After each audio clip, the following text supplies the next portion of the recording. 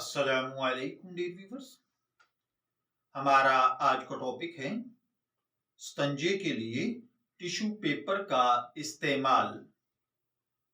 आजकल आमतौर पर देखने में आया है कि पेशाब खुश्क करने के लिए या दूसरी नजासत वगैरह को साफ करने के लिए ढेलों की जगह मार्केट में आमतौर पर टॉयलेट टिश्यू पेपर को इस्तेमाल किया जाता है।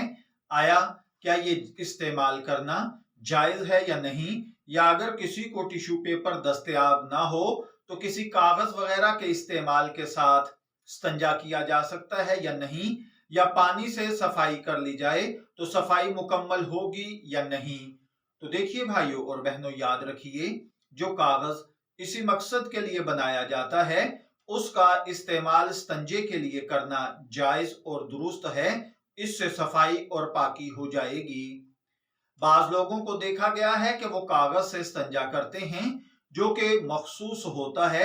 स्टंजा करने के लिए अजरू व फिका ये अमल कैसा है, तो देखिए, अगर ये कागज लिखने के काबिल नहीं, सिर्फ स्टंजे के लिए बनाए जाते हैं तो इनसे स्टंजा करना जायज होगा, क्योंकि कागज का एहतराम आला इल्म की वजह से है।